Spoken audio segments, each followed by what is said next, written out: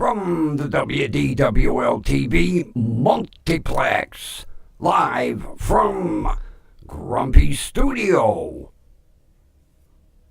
We bring you the pride of this station. The Grumpy Old Man, me, and the Grumpy Vulture. Would you like to take your bow?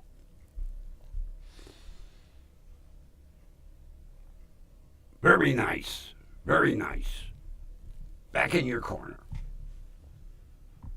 Back in your corner. Look at the camera. Okay, there you go. Greetings, friends. Sorry I'm late. I was waiting for the news conference about the Delta Airlines crash up at Toronto Pearson Airport. It was supposed to be at 6:30. They come in, get this, they come in at 7:10. A whole group of people, police department, fire department, airport personnel. One woman steps up to the microphone and says, "We had an unfortunate incident at the airport today. We had a Delta airliner crash, 18 people injured. That'll be all." And then they all walked off camera. The sound check took longer than the news conference. All the reporters are like, "That's it? No questions? No, nothing? No, that." I was waiting for the news conference.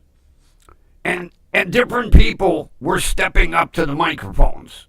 I would tend to think like, Canadian Broadcasting, their reporter stepped up, and then, in succession to do their mic checks. The sound check took longer than the news conference, and they didn't say anything we already didn't know. Because since about 2:30, the plane crashed at 2:15. 2:30, they started reporting on it. We had more information about that plane crash between 2:30 and 7 o'clock than we had from the news conference.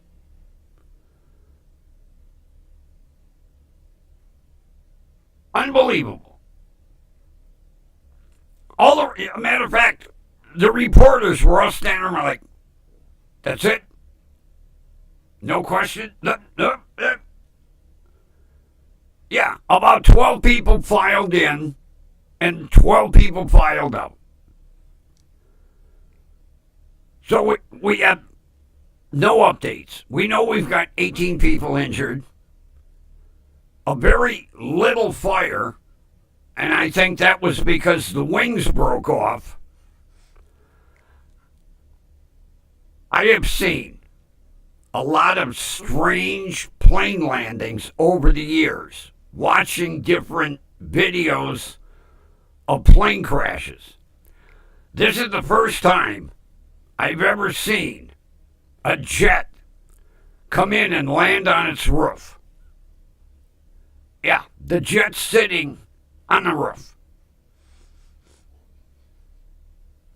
Now, thank God the wings broke off, because there was very little fire. The fire was at the tail by the engines. The fire department had it out in no time. They have no idea what flipped this jet as it's touched down.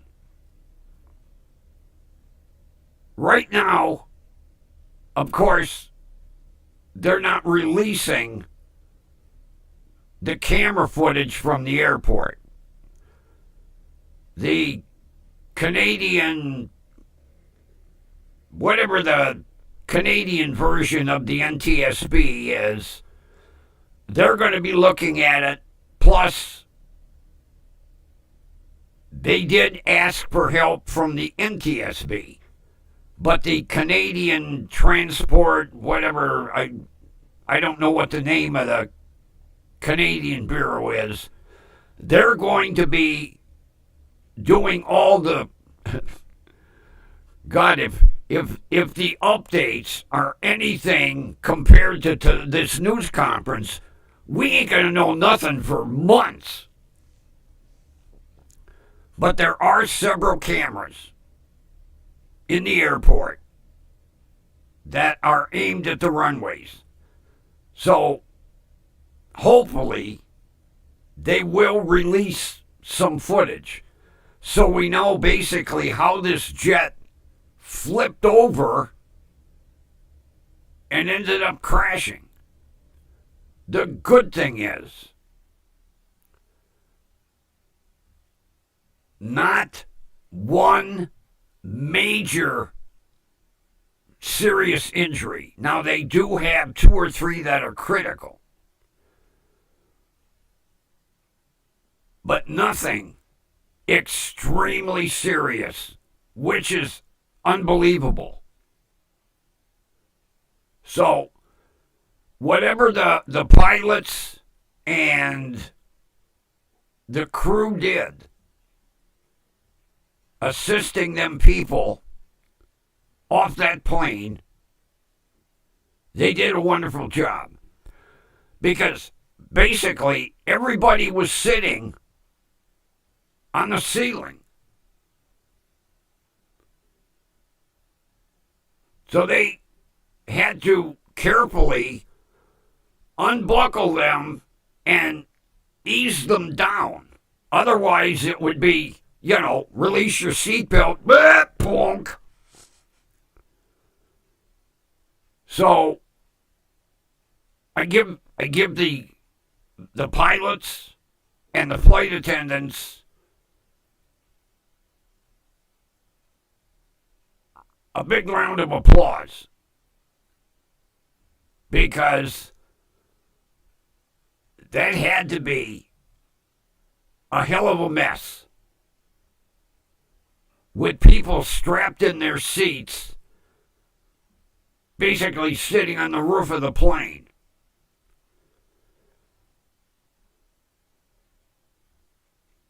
Evidently, most of the people on that plane were strapped in pretty tight. The flight attendants tell you, fasten the seatbelt and give it an extra tug. Don't strangle yourself, but give it an extra tug. Make it tight. I would tend to think most of the people remained in their seats upside down. Fast acting from the flight attendants and the pilots. Now you got to remember, everybody was upside down. There's a possibility the people that got seriously injured were probably not really seatbelted tight. And when that plane flipped, they probably came out of their seats and rolled around inside that plane. So, but no really critical injuries. And like I say, what fire did erupt got extinguished really fast. I give it to the Pearson Airport Fire Department. Boy, they were out there Johnny on the spot. But it'll be interesting to see what caused that plane to flip upside down as it come down on the runway. There are reports that there were like 30 or 40 mile an hour crosswinds, that CRJ 900 has been in service for over 20 years. Those planes are built to take it. The Bombardier CRJ 900s.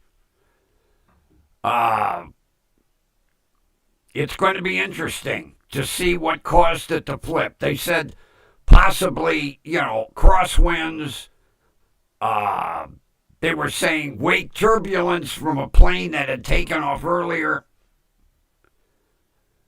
A lot of it's going to come down to the actual video footage of when that plane touched the runway. But that's why I was late. I'm waiting for this news report, All the reporters are in the room. All the microphones are all lined up. They're doing all kinds of sound checks. The people walk in,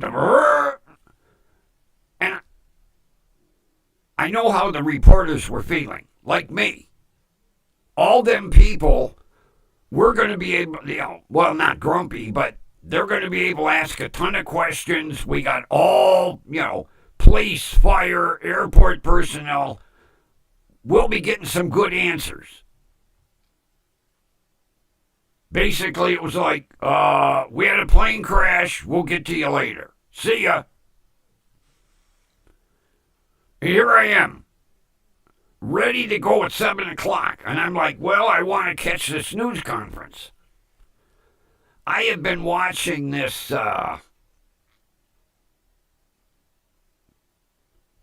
this news affiliate,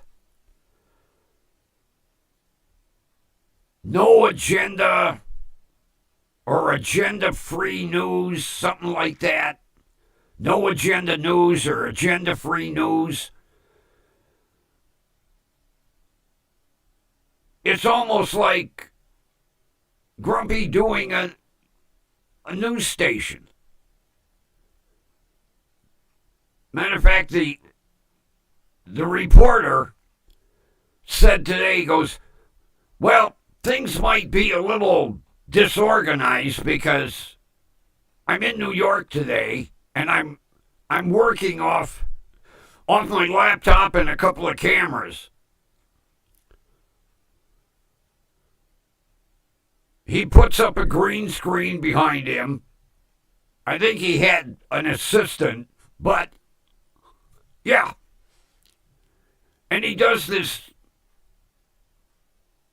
news program. Agenda Free News or something like that. Or No Agenda. I know there's agenda in there. I started watching him the other day. I don't know why. I was basically surfing on the computer over here because they switched cameras down on Captiva Island. And it was a long-range camera, and it was like looking at the bird nest through binoculars, So I was like, oh, I'll come back to that later. And I started web surfing. And I was like this No Agenda News or Agenda Free News or something. I was like, what's this? Because I'd never seen them before. It's no agenda, I'll tell you that.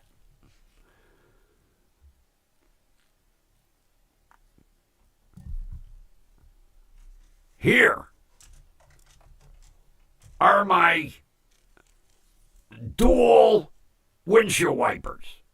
Like I told you yesterday, it's two wiper blades bonded into one.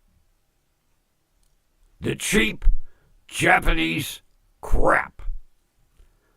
So Grumpy did a fix. Zip ties. Yeah, I just very gently cut a tiny hole in between the bonding surface here and the wiper material, and then ran zip ties to lock the damn blades in place. Because what they were doing is they were walking out. The wipers going back and forth, and it looked like Pinocchio's nose. Yeah, brand new.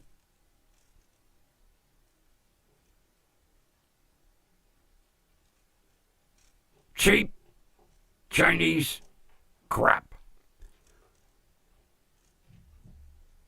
But these zip ties, well, they got them. So tomorrow they'll go back on the truck. But yeah, that's the double wiper blade. And no, I didn't. Gold was the only thing they had in 16-inch blades. Because the truck takes 16. These are for the shitbox. Really fancy wiper blades on a rot bucket. Yeah, well, but I fixed them today. Yeah, I'm driving up to the store and the blades are walking out of the arm. And I'm like, oh, shit. Luckily, it wasn't snowing heavy. So, I would just, when the window kind of got a little shitty, and then it got a little crappy again, and every time it went, the blade walked out farther and farther.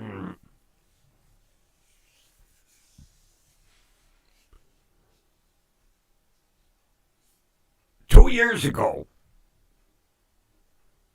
I ordered a set of wipers like that. And there wasn't a problem. I popped them on the arms.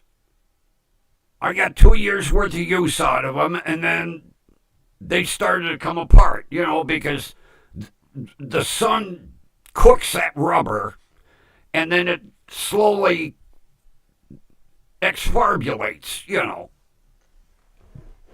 So, I ordered a new set. Unfortunately, this set is cheap crap.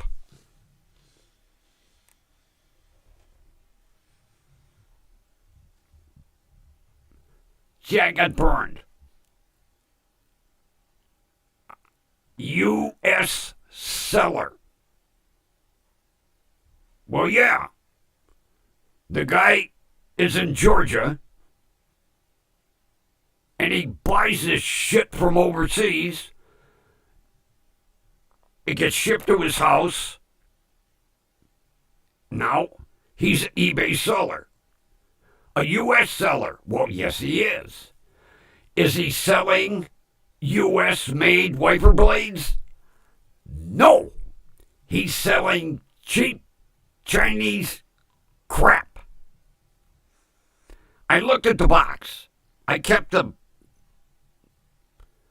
made in Chennai. Yeah.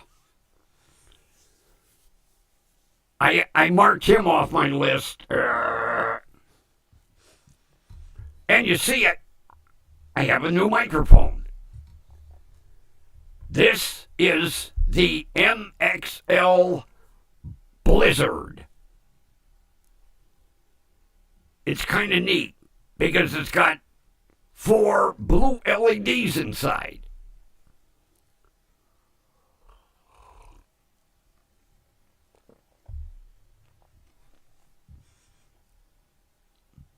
The buddy I got these microphones from, after he passed, his wife knew that he would want me to have them. So she told me, after everything calmed down, she said, go down in the studio and take whatever you want. And I said, maybe I'll take 1 or 2. And I took a couple of the MXLs. And she called me back a couple days later and she goes, "Didn't you take any microphones?" I said, "Yeah, I took 3 MXLs. She said, "Will you get over here and take some more microphones? I don't know what to do with them."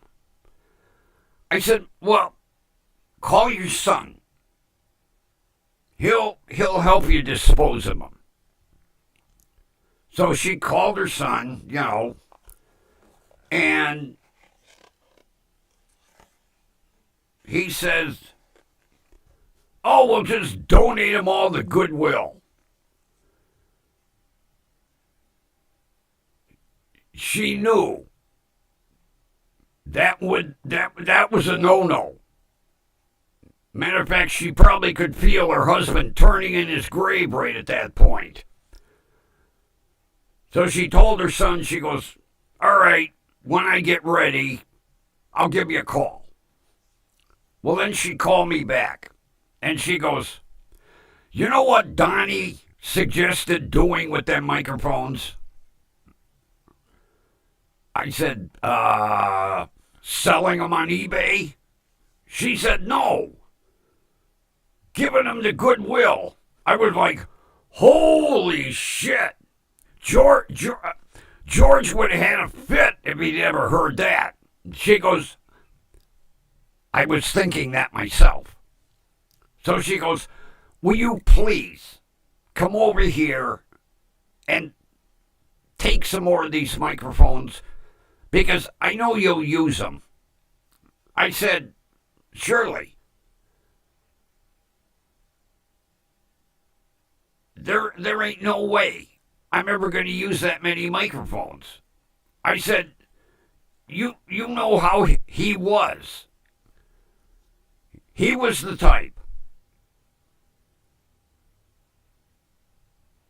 He owned almost every MXL microphone manufactured. There had to be 50 in his studio. There is no way I was ever going to use that many microphones. But she kept insisting, "I know you'll make some use out of them. I don't want to donate them to Goodwill." I said, "Okay." Well, I probably went over there, all in all, I think I've got 12 microphones out of like 80 that he had. Because, like, with this style, the 990s, he had the Blizzard. He had a red one. He had a yellow one. He had a white one. Not like this. Just because the Blizzard has the lights in it. Then he had the Patriot edition, which I'll show you. It's got an American flag on it. The screen on top is gold. Most of them never came out of the box. If he saw a microphone that he liked, he bought it. His studio was microphone arms. He must have had 50 different microphone arms. Microphone desk stands. He must have had a dozen of them. If something caught his eye, he bought it. He had a YouTube.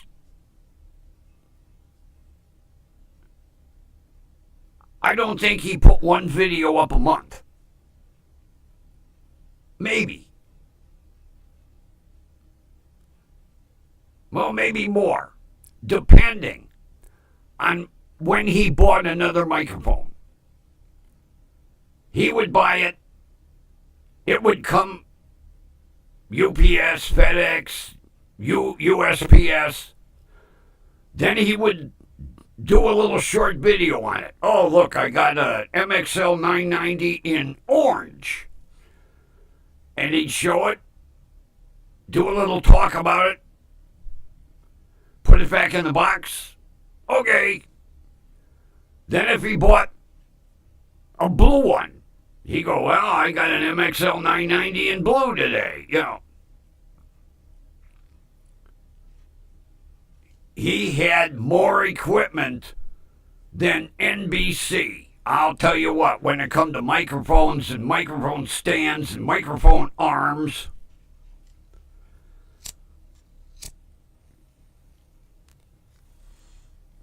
so I'm going to kind of do a rotational. I'll use the Blizzard for a couple of days, and then I'll use the red one and the orange one and whatever. Now that I got that neat converter unit that converts an XLR mic into a USB, makes it easy. Just plug it in, hit the button, crank 48 volts into the microphone, and voila. Although I probably have to do sound adjustments. So if I'm blowing your eardrums out, I tried to adjust it before. While I was waiting for the news conference, I was doing a little sound check. But it's hard to tell, you know, with what I get in my ear versus what goes out on YouTube and Faceplant. So that news conference, oh, Jesus. I have never seen more disappointed reporters than I saw today. Because every time one of them put a microphone up by the podium, they do a sound check.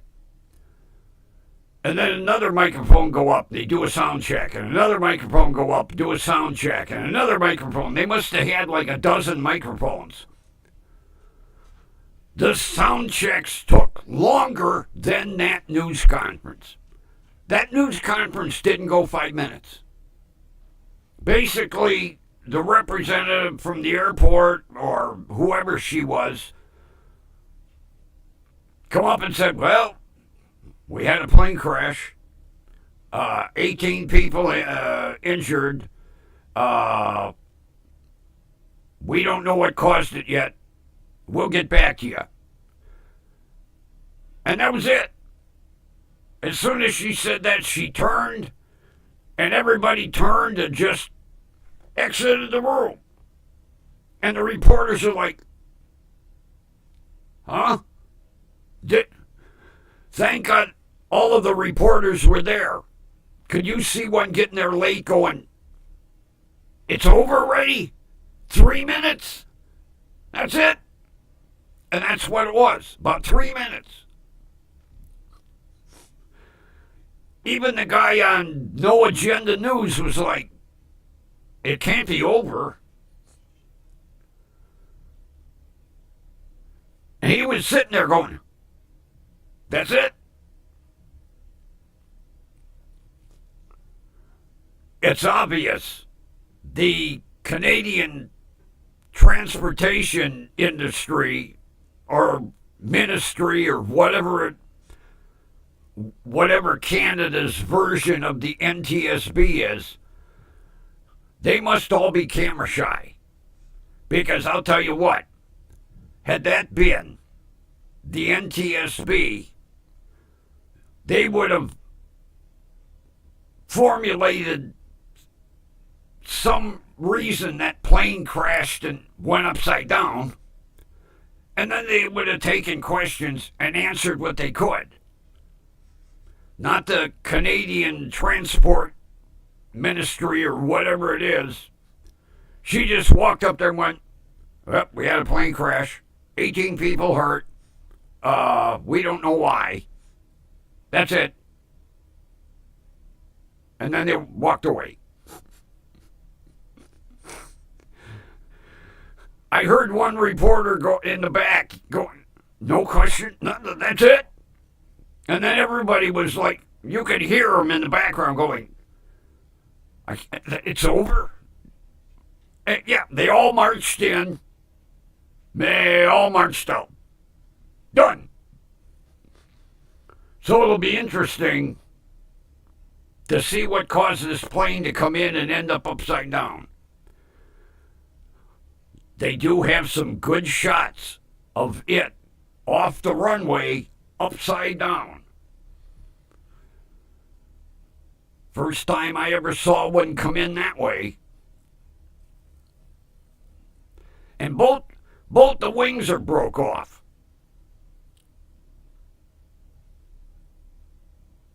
It'll be interesting. Mainly to see the video of the plane coming in. Now, did it touch down and maybe bounce up and the wind caught it, or did the wind catch it? They did say there was like a 30-mile-an-hour crosswind. They also said it could have been a burst. So the plane's coming in, and all of a sudden a wind burst, and the pilots weren't ready for it. Everything's going to boil down to what the video is from the various airport cameras. Interesting. But you know, we had the plane crash on what, January 29th, when the helicopter flew into the CRJ. And then 2 days later, that air ambulance that took off and come right back down. And now this one. And I think a couple weeks ago at Pearson, they had some sort of landing gear failure. I know it's safe to fly, but all this shit seems to happen, 2s, 3s, 4s. Grumpy has only flown once. That was many years ago. What an experience. I got a call from the Harley factory because I had ordered a 100th anniversary Screaming Eagle. And I said, I want to pick it up. So I get a call from the factory. Your Harley is shipped. You can pick it up whenever you want. I says, okay. I think this was like a Wednesday. I said, I'll be there Friday. And this was before all the 9/11 bullshit. So, I get to the airport, I check in, and I says to the guy, I said, this is my first time flying.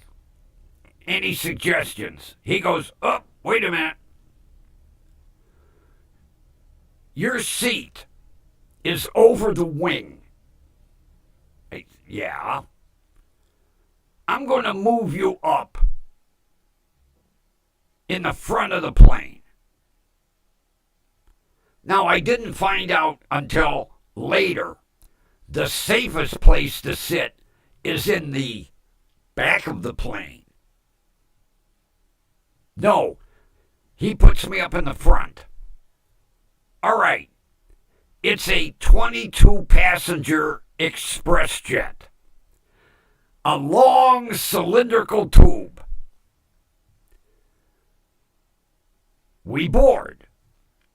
Where's my seat? Right behind the bulkhead. My knees were under my chin. And this was basically before they would lock the cockpit door. The pilot left the door open. I could almost reach in and touch him on the shoulder. That's how close I was sitting. So we take off. Nice takeoff. I didn't even know we were in the air. Matter of fact, the guy next to me said, "You can unbuckle your seatbelt." I said, "Why? Are we off the ground?" He goes, "We've been off the ground." I was like, "Okay." So I unbuckled my seatbelt. I got as comfortable as I could get with my knees into my chin. Flight attendant comes by with the drink cart. "Would you like something, sir?" I says, "What do you got?" She rattles off a bunch of stuff. I says, "I'll have cranberry juice." Don't ask me why. She pours it. "Here you go, sir." "Thank you." We're flying along. The pilots are doing their thing. And I'm kind of craning my neck because I want to see what's going on up there. Next thing you know, bing, bing, bing, bing, fasten seatbelts. Okay, we're coming down in Milwaukee. So, as we come into land, he bounces it once, and he bounces it twice, and he bounces it the third time. I was like, holy fuck. What a landing.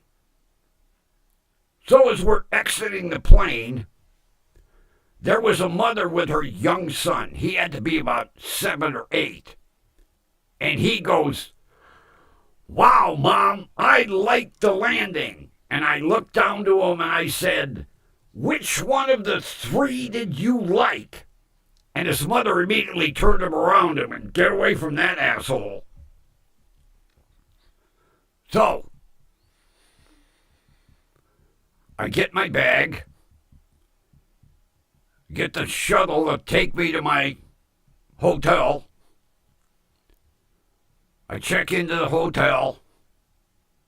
They still had smoking rooms. And boy, after that landing, I think I chain smoked about a dozen. So my niece lives up in Milwaukee. She calls me and said, "Would you like to go out to dinner?" I would love to go out to dinner. So they pick me up at the hotel, and they take me to a Hungarian restaurant. Now, I'm part Hungarian. Oh my God, the best goddamn meal I ever had. And I said to her, "Did you do this knowing?" And she went, "No, we eat here all the time." I was like, man, excellent meal. Next morning, I check out, call a cab. Take me to the Harley factory. Well, the Harley factory was only like 20 minutes away. Get to the factory. Walk in, and the receptionist said, "Can I help you?" Decked out in all kinds of Harley gear. I said, "Yes, I'm here to pick up my Screaming Eagle." And she says, "Hold on a minute." She gets on the phone. Guy comes out. He said, "Since you're here, do you want to just take delivery of your bike, or would you like a factory tour?" Wow! I'm ready for the tour, buddy. I'll tell you what. It's amazing how they put them bikes together. Unbelievable. Yeah, they start with a frame, and at the end of the line, there's a bike. Time to take delivery. It's in a little room off the factory. All kinds of fancy lights, like a showroom. And he's pointing certain things out. Now, I know what was on the bike. I ordered it with about $3,000 worth of extra chrome pieces. So I knew, he goes, well, you have these chrome ditch lights down here. I said, yep. And you got these chrome fog lights here. I said, yeah. Pointed out everything. Okay, he's doing his job, making me happy. He pushes out the door. He fires it up. Oh, the greatest sound on earth. I get all the paperwork. I get on the bike from the factory to my house. 488 miles. I only stopped for gas and the smoke. When I got home, I didn't want to get off of it. I rode it for another hour. Oh my God, what a bike. What a bike. Had that two-tone gold with flame designs on it. Big trunk on the back. Like I say, I ordered everything. Of course, even though you order everything, there's always something more to put on it. I put another $300 worth of chrome on it. But was it gorgeous? And then, unfortunately, I had to sell it. Because one major problem, people,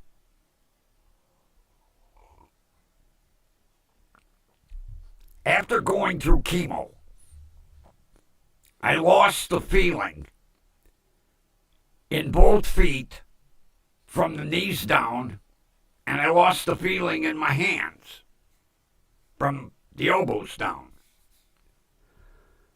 The first time after I started feeling somewhat decent, I went for a ride. I went to put my foot down. Now, this was before I got accustomed to things. I didn't realize my foot was on the ground. And my foot started sliding out from underneath me. And I was like, hey guys. And then finally somebody grabbed me because I was about to go over. That put an end to my riding. I was actually afraid to ride it. Not so much everything around me. I didn't want to drop that bike. It didn't have a scratch in it. And I didn't want to put any scratches in it. So I parked it for about 3 years. And then finally I made the decision to part with it.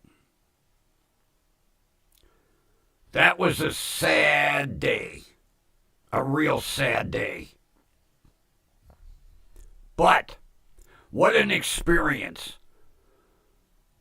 Picking it up at the factory, getting the factory tour, and that first ride home. Oh, yeah, I only stopped for gas. I stopped for gas, I'd fill it up, have a smoke, jump right back on it, and away we went. 488 miles. Straight through. and I enjoyed every inch of that ride. So, that was my one time flying. My last time flying. Although everybody said, if you're flying, a 747 or a 787, it's different. When you're flying basically a submarine, it ain't the real experience of flight. But when he bounced it off that runway 3 times, I was like, oh God, are we going to crash? I was white-knuckled on the end of the seat. The guy next to me had to pry my hands off. You can get up, sir. Really? Can you straighten my fingers too? Ah. Yeah, then that little kid. Oh, I love the landing. Yeah, which one of the 3, asshole? Well, I didn't say that, but I was thinking it. And his mother was thinking it too when she turned him around and went, come on, get away from him. And then, of course, as you're exiting the plane, the flight attendant, thank you for flying American. Thank you for not killing me.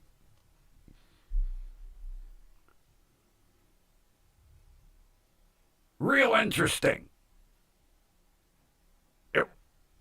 Interesting memory. Of course, like everybody tells me, it's not the flight memory you should retain. They kept telling me, go up again.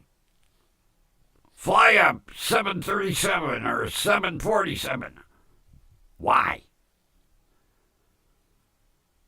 I'm not going nowhere. Just to go up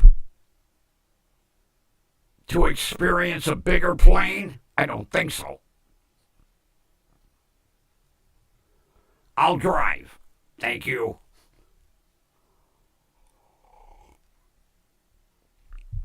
Although there is one thing I always wanted to do. Of course, it's a little too late now. I always wanted to take a train cross country. Get on Amtrak and go out to California and back. Everybody tells me that is one hell of a trip, especially if you're in the Cena car or whatever it is with the glass roof. I always wanted to do that. Of course, now, why? Just to say I rode a train? I can get on the rapid transit and ride downtown. It's a train. Big deal. Too fucking old. Not to mention be too expensive. I did email JDM and ask him today, how much would it cost to ship that mini truck from California to Ohio? I don't know why I'm fucking teasing myself. He told me, with shipping insurance, which he highly suggests, in case the car carrier damages it, $1,000. I was figuring about $700. Okay. $1,000. So now we're up to $5,000. Okay. Once I get it here, I have to pay sales tax on the $4,000. That's $320. So now we're at $5,320. Then it's going to cost me about $25 to do the paperwork to get the Ohio title. then it's going to cost me $80 for license plates. So the real cheap $4,000 Japanese mini truck is now up to $6,000. It might as well be $100,000. I don't know why I keep teasing myself, Jesus. But I would love to have that truck. Then the guy emails me today and goes, you know, you're the only person inquiring. Like, hint, hint. I emailed him back. Well, that's nice to know. I'm thinking about it. I didn't want to tell him I can't afford it. Because he thinks he might have one on the hook. You know, I'm going to sell another mini truck.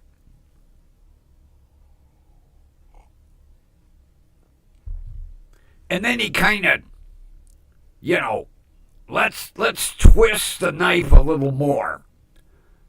It's the only one I ever shipped in that's two-tone. Oh, gee, thank you. I just needed to know that. When you look at the 500 he's got in his shipping yard, every one of them is solid white. Every one. Even the box trucks. Got little box trucks. Every one is white. Evidently in Japan, they don't have color charts. I don't know why.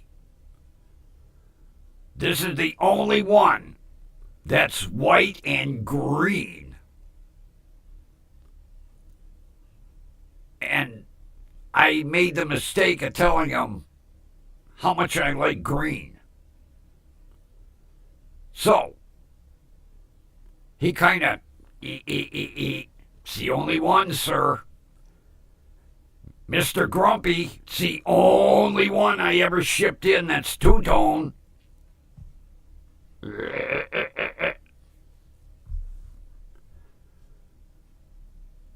Yeah.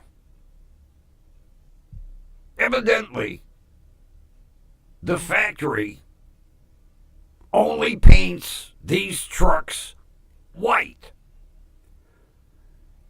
And we're talking Toyota, Nissan, Subaru.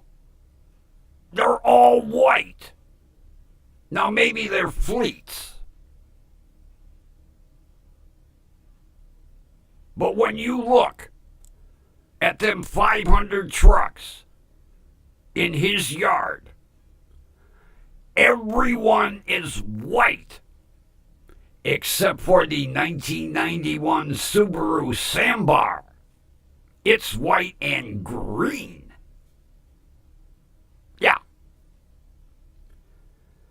I'll be getting more emails. I know it. Sir, you told me how much you like green. Sir, it's the only one here that's two-tone. Sir, I don't know why I do this shit to myself. I really don't. I can't get a loan. I already know that. Due to a certain friend that Grumpy did a big no-no. Yes. I did what's called cosign. First time I ever did it in my life. Last time I'll ever do it in my life. Because my good buddy, who I co-signed for, fucked me. Yeah. Lost his job. Didn't bother looking for another one. Got behind in the payments. And it got repossessed. And then the bank called Grumpy and said, Mr. Grumpy, you know you co-signed on a loan. Why, yes, I do. Well, it's 4 payments behind. Really? What are you telling me for? Well, you co-signed on the loan. Yes. You co-signed on the loan. Miss, you've told me that twice. What are you getting at? Now, I knew what she was getting at. Well, when you co-sign, you're saying that you will back the payment. Hold on. I never said that. I was just being generous, helping a friend. Yes, but your friend, how could I put this, sir? Wait a minute, I'll put he fucked me. Well, sir, I wasn't going to quite say that, but yes. Yeah. And then when they sold it at auction, they didn't clear the balance. And they keep bugging me. What about this balance? Well, what about it? Well, it needs to get paid. We'll call the guy whose name is on the loan. Yeah, but yours is there too. Quit calling me.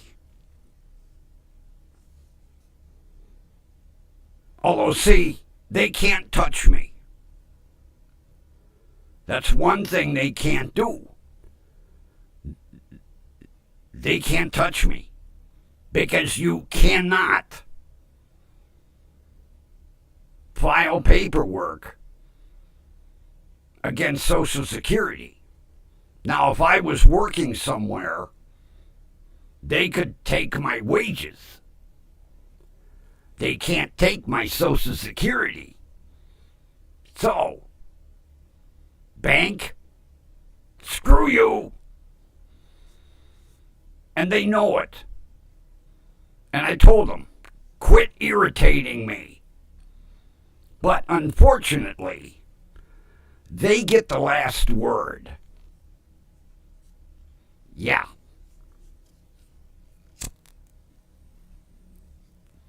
Because what they do is they pick up the phone and they call the credit bureau and they say, this Mr. Grumpy defaulted on a loan. And the credit bureau goes, really? Oh, well, we'll fix him. And they did. My credit rating is so low, they're looking for it in the Mariana Trench, because that's where it went. Somewhere in the bottom of the Mariana Trench. So there goes my Japanese mini truck. I finally find a cheap one, because the rest of his trucks are all $6,000 and up. This is the only $4,000 truck. Only. Out of 500 that he's got. And do you think I can get a loan?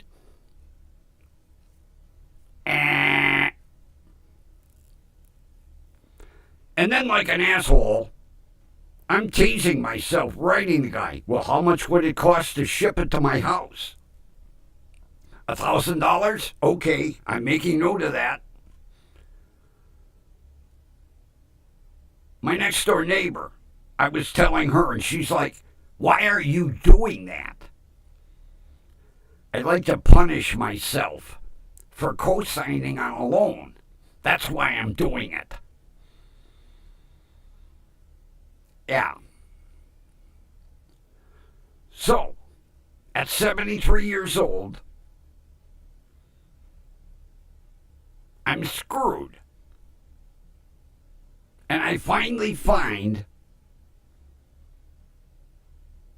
my bucket list item. Because I've wanted one of these since I saw one 5 years ago. And then I find one.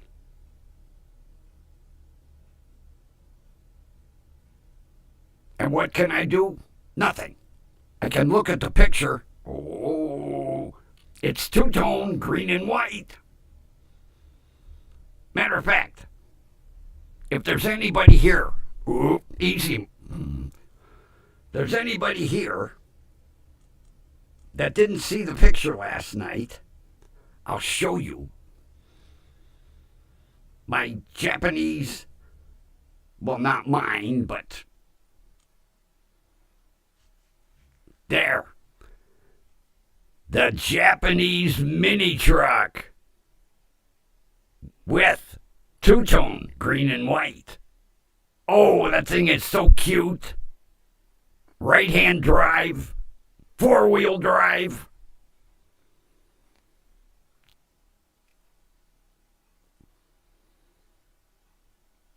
Don't look, Grumpy. Just there. Exit out there. Don't look. You'll get nightmares now.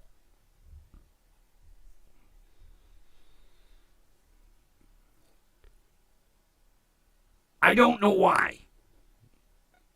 I go in and I look through the trucks on that site. I do it about twice a month.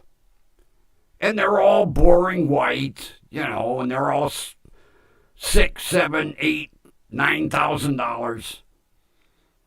And then the other day, I'm scrolling through and it says, new arrival. And I was like, really? It's two-tone green and white. And it's a 91. And it's cheap. And then I start corresponding with him.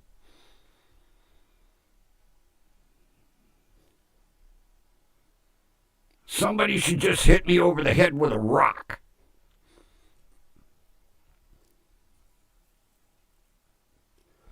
And then he tells me, you're the only person that is interested in this.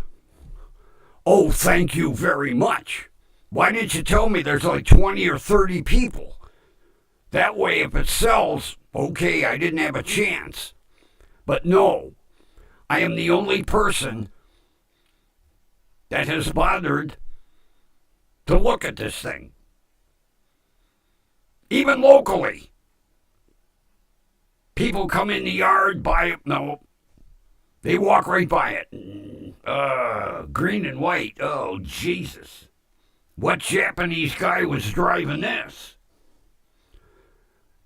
And then, of course, it's only got 38,000 miles on it. Technically, it's not even broke in yet. Little 660cc three-cylinder engine. Looks like a shoebox. I says to him, how fast does it go? He said, well, if it's going downhill and you've got a wind behind you, pushing you, it might do 65. Oh. Basically, you're telling me I can't drive it on the freeway. Well, not really. Okay. I could live with that. I'm only driving around the neighborhood anyway, but yeah. 660cc motor. About 40 horsepower. My neighbor's lawnmower's got more horsepower than that. And this is a truck. I guess in Japan, they don't drive on the freeway with these. Must be all little back roads. Drive down to the seashore, pick up some fish, deliver them to the fishmonger, little delivery trucks. Yeah, he told me. It might do 65 going downhill in fifth gear with a wind behind you. It's all right. I don't need to drive on the freeway. I'll tell you how much I drive, people. If I do 100 miles a month, it's a busy month. I probably 50, 60 miles a month if I have a lot of doctor's appointments. So this would work out perfect. My little toy. I feel like I'd be driving some little kid's Tonka truck.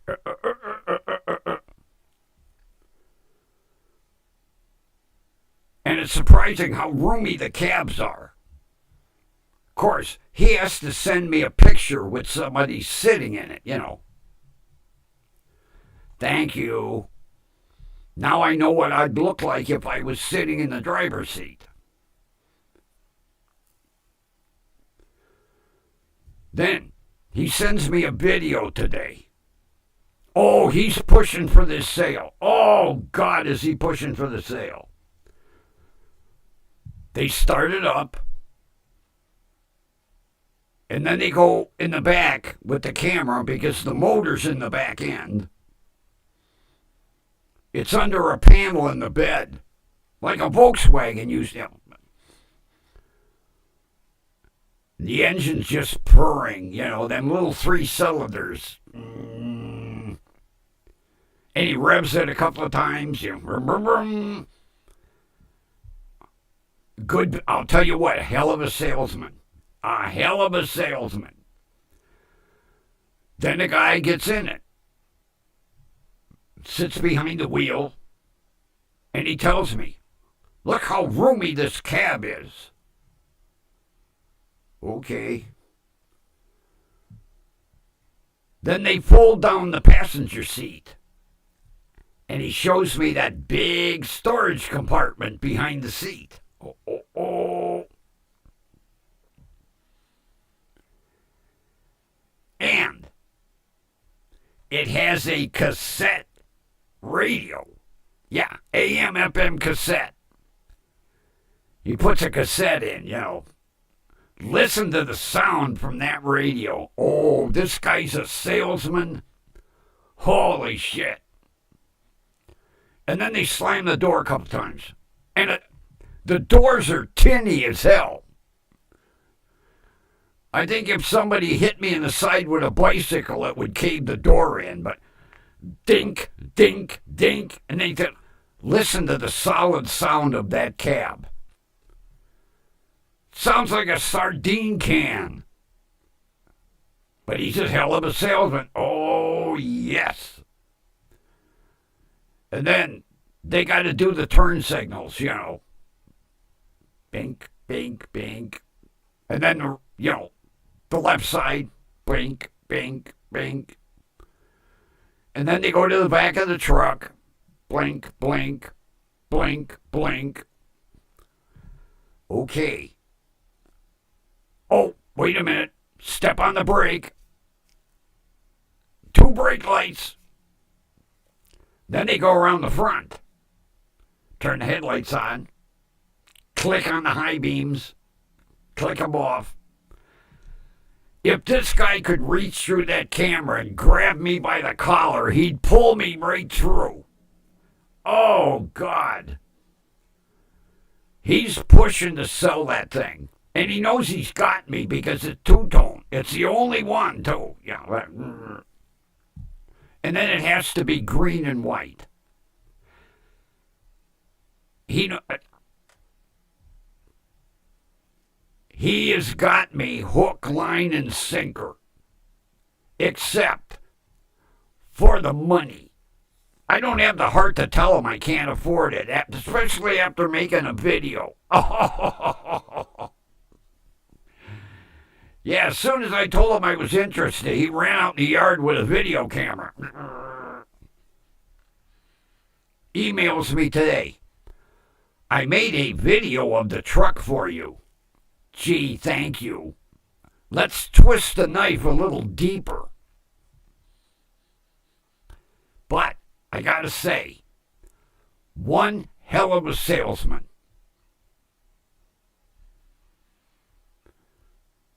Evidently, it's the only one out of 500 trucks that anybody has showed interest in. I don't know how many he sells, but boy, is he pushing on this one. Oh, God, yes.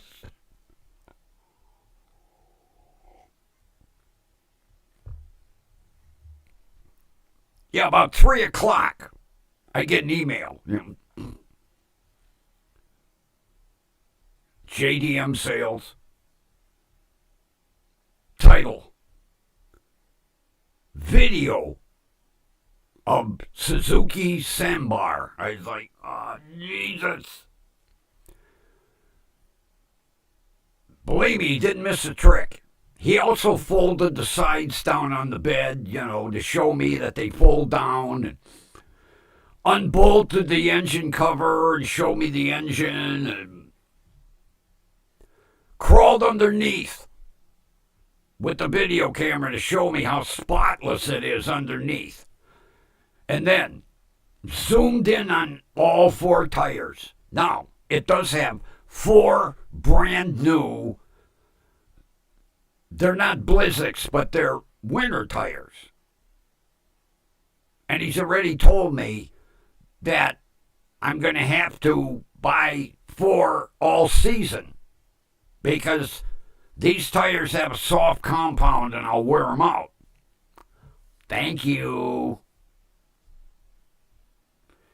He also gave me a link where I can buy 4 rims. Oh, hell of a salesman.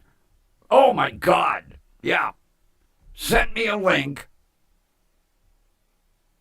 to a company that handles the rims because these are only 12 inches, little itty bitty tires.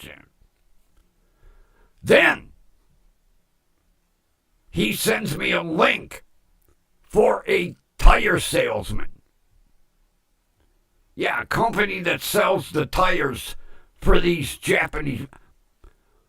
He has done everything except show up outside my house, which I wouldn't put it past him. One day,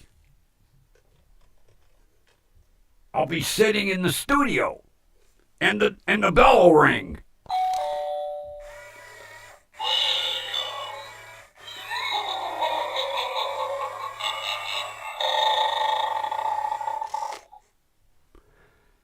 And I'll look out the door, and there'll be a Japanese mini truck, green and white, sitting in my driveway. And I'll have to move. Because if I don't answer the door, he'll be out there 24/7. Doesn't this guy ever come home? I wouldn't put it past him. He's done everything except tell me where I can buy spark plugs for it. Yeah. I had to email him. Now I'm paying the price. I guarantee tomorrow there'll be an email telling me where I can buy the windshield washer fluid for the Japanese mini truck. Unbelievable. But I'll tell you what, if he is this way on his lot in California, I would tend to think he probably sells a lot of these trucks. because he probably handcuffs the potential customer to the door frame and says either you buy it or you're going to sleep in it. I wouldn't doubt it, because he's really pushing me. And I don't have the heart to tell him I can't buy the fucker.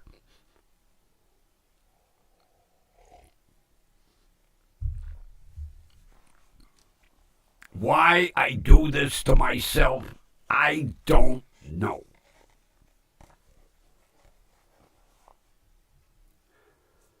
And then what makes it worse, there's a guy about 5 blocks from me that imports them. Yeah, I got a dealer right up. The only problem is he only has like 3 at a time. A little tiny hole in the wall operation. And he asks like 10 grand for these goddamn trucks. Now, I don't know if he's buying them from JDM and then bringing them back here and marking them up.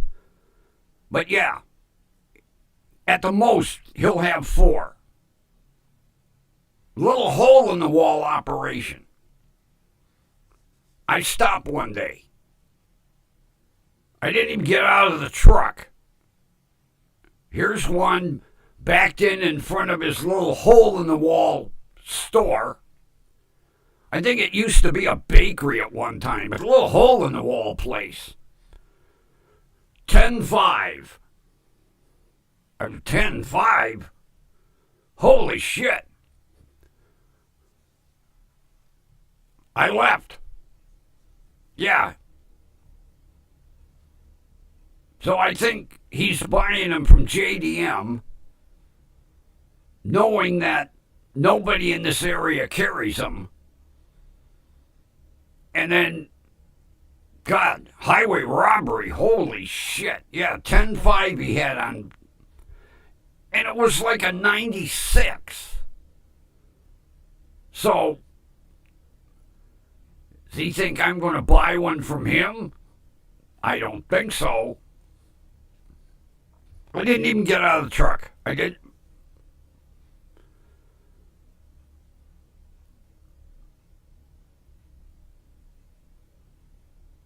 The place,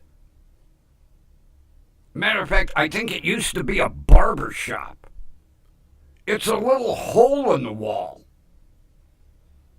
He can only get 2 of them in front of his shop. The other, if he has 2 or 3 more, he parks them behind the building. So, I don't know what he does on the side. I can guarantee he ain't paying the rent on that building selling Japanese mini trucks. Yeah, $10,000, $11,000. No way, Jose.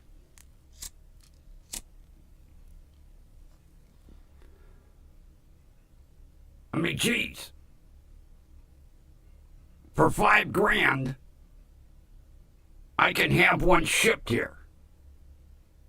Now, of course, it's a 91. It's an oldie, but it's only got 32,000 miles on it. So, does this guy up the street from me think I'm going to run and buy one from him? No way. But see, I drive past the place about once a week. So, I tease myself there, too. I should take a different route, because then I won't even see the trucks.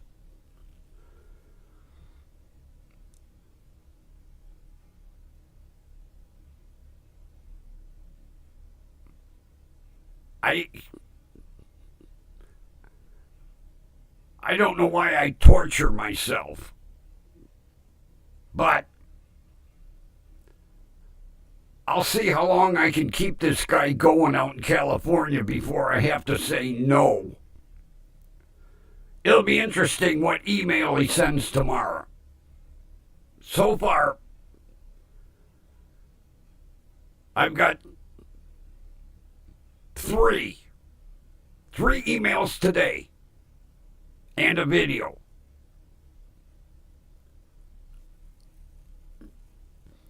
And he does pretty neat camera work, too. Boy, he zoomed right in on the dash to show me the kilometers, because it's got like 68,000 kilometers, which works out to 32 or 33,000 miles.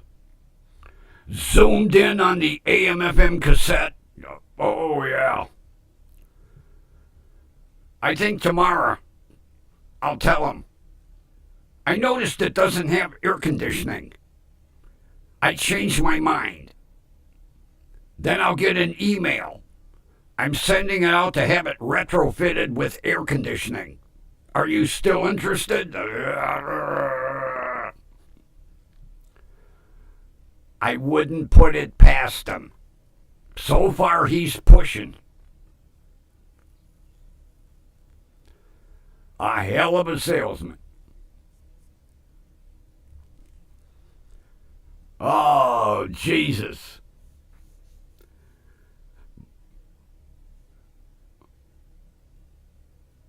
Just torture myself. I might as well put my head in a vice,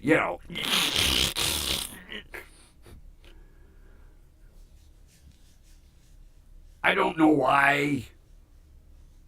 I don't know why I'm doing this. I'm just... maybe for fun, to see how long I can string them along before I tell them, nope, not interested anymore. Then he'll show up outside. Mr. Grumpy, you want to take a test drive? No! Drive it back to California. Get it out of here. That'll be next. Car carrier will pull up in front of my house. They'll unload it. We brought it here so you could take it for a test drive, sir.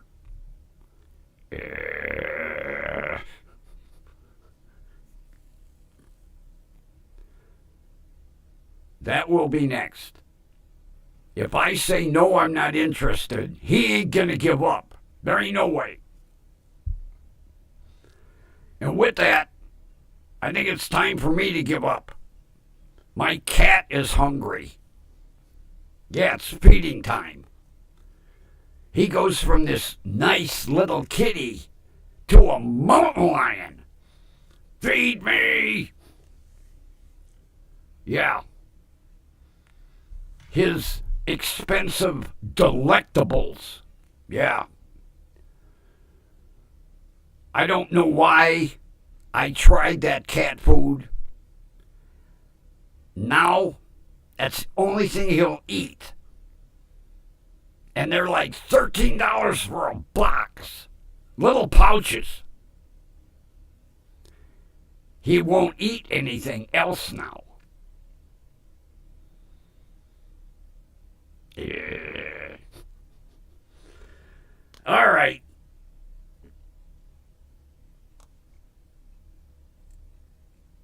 Let's play our outro and call it a night. And then we'll see how many emails I get in the morning.